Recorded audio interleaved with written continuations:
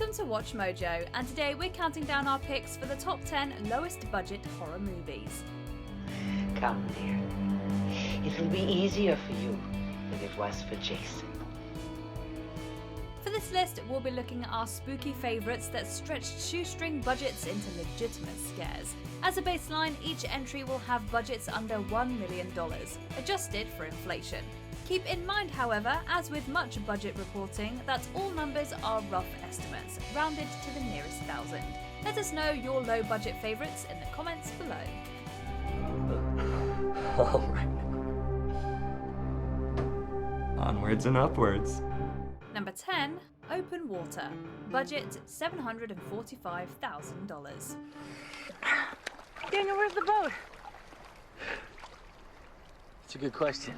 When you think low-budget horror, dimly lit hallways and abandoned homes probably come to mind. But despite being almost completely funded by married duo writer-director Chris Kentis and producer Laura Lau, this destitute production managed to take its thrills all the way to the high seas.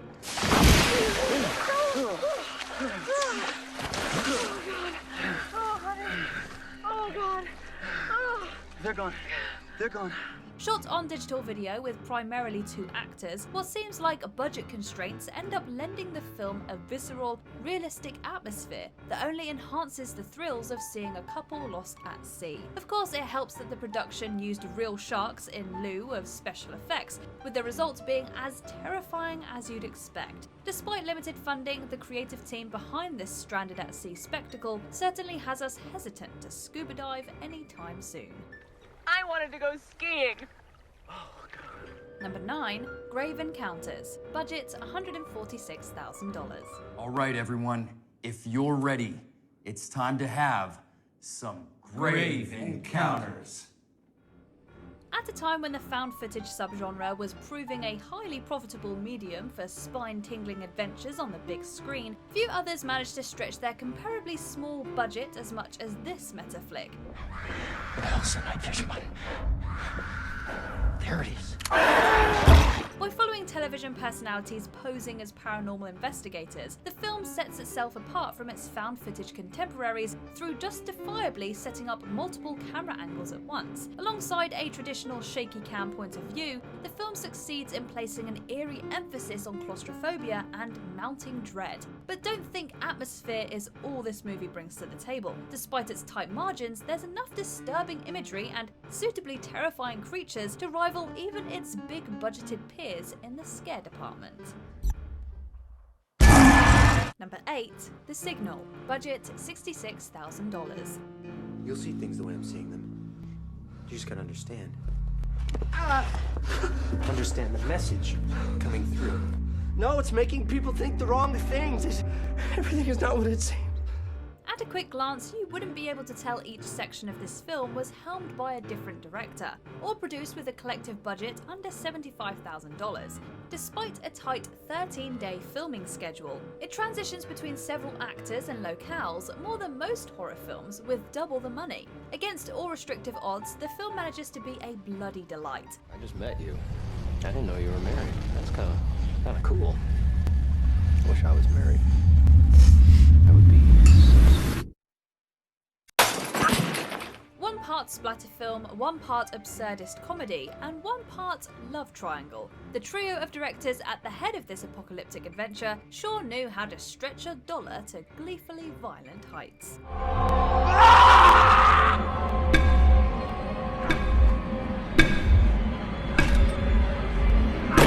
Number 7, Henry. Portrait of a Serial Killer. Budget $275,000. I'd like to kill somebody. Say that again. I'd like to kill somebody.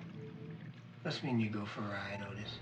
In a fresh change of pace for the genre, this indie slasher puts the audience in the eyes of the titular killer to bone-chilling effect. The film is a bold, innovative exploration of a real-life murderer, led by a criminally underrated performance by Michael Rooker. Did you really kill your mama? What? Did you really kill your mama? I guess I did. Despite its artistic merits, writer-director John McNaughton struggled finding distribution for the bloody flick. Due to budget concerns, corners were cut in most every scene of the film. Extras were often passerbys caught on camera, family and friends were brought in to play multiple characters, and dialogue-heavy scenes were confined to small sets. But rest assured, the penny pinching paid off in a film that went down as one of the scariest and most inventive of its era.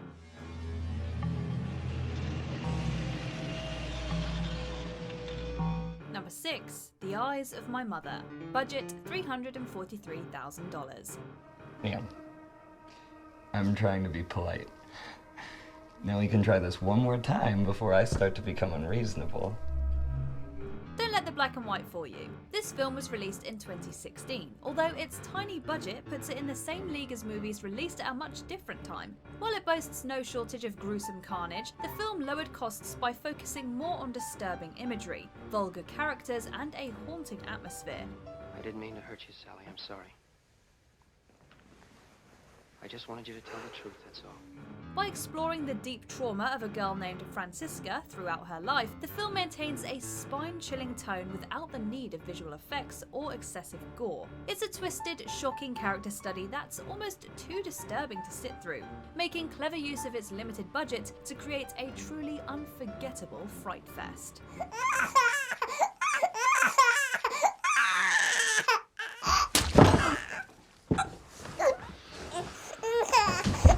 Number 5. Paranormal Activity. Budget $284,000. What are you talking about? I don't know. I feel it. I feel it breathing on me. One of the genre's biggest success stories ever, this film's first cut was famously funded for a mere $15,000. It was shot in a single week with no official script, and the actors were paid just $500, with profit margins like those and a final box office tally nearing $200 million. It's no wonder this goes down as one of the most profitable films of all time.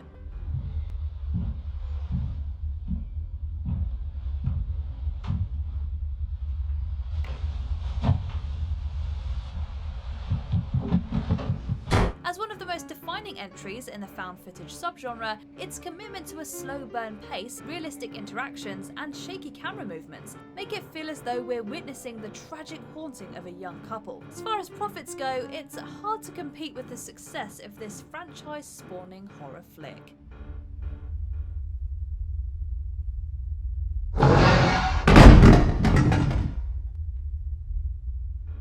Number 4, Be My Cat, a film for Anne. Budget $12,000. My movie is called Be My Cat, because I love cats. Found footage films are no stranger to tight budgets, but by expertly blending fact and fiction, this one goes down as one of the cheapest ever made. For the bulk of this meta film, it's hard to tell if you're supposed to be watching a movie or calling the police. I put more substance on this material, and I will put this material now on her face, and you will see Anne what will happen. With an appallingly tiny budget of just over $10,000, Adrian Tofay wrote, directed, starred, and edited this chilling film about the extremes a man will go to convince Anne Hathaway to act in his next feature. Disturbing and effective, this indie horror flick uses its lack of budget to create something that's almost too realistic for comfort. Oh my God, Anne. Now I'm prepared. Now I'm prepared to work with you, Anne. Now I'm prepared to work with you. Number 3, The Blair Witch Project. Budget $823,000. I gave you back the map, Heather. I gave you the map. I gave you back the map. Haunted woods, a shaky camera, and a dysfunctional group of 20-somethings. Sound familiar? While its concept isn't quite as fresh anymore, this film was actually one of the first to popularise the found footage subgenre. Shot over just 8 days, the movie follows a team of investigators as they face the infamous witch in a cursed forest. At the time of the release, the actors were said to be missing as a way to promote the authenticity of the footage, and the result was a massive box office haul.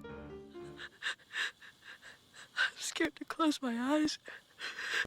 I'm scared to open them. It's a masterclass of generating tension without the need of fake blood or flashy effects, and more than deserves its title as one of the most successful independent films of all time.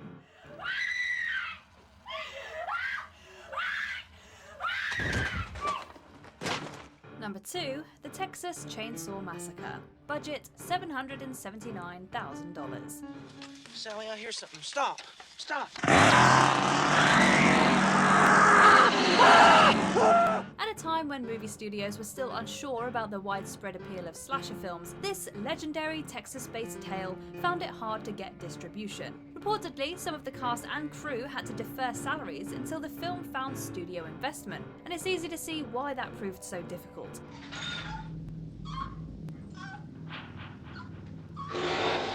Even by today's standard, the exploits of this chainsaw-wielding killer are incredibly gruesome. It may not have found much investor faith before production, but it certainly found an audience at the box office, to the tune of a legendary legacy and a spot among the most infamous horror villains of all time. It seems the bloody mayhem was worth the pay cut after all.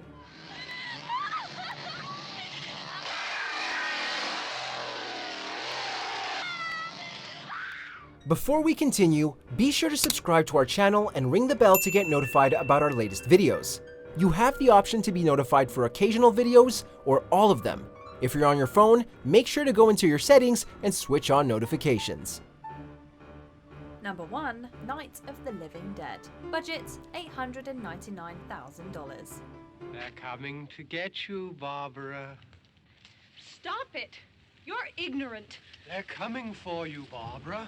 It's hard to picture this legendary George Romero film looking any different, but much of its final cut came as a result of budgetary restrictions. It was too expensive to film in colour, the costumes were hand-me-downs, many of the cast were local stage actors, and that's just the start. Don't you know what's going on out there? This is no Sunday school picnic. Don't you understand? My brother is alone! Your brother is dead. No!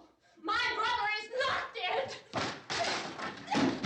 Everything had to be considered with a tight allowance in mind. Even as early as the idea phase, Romero realised that such a modest budget forbade the expensive makeup required of aliens or monsters, and as a result, zombies as we know them were born as a cheaper alternative. It just goes to show that sometimes budgetary limitations can lead to the best kinds of creative.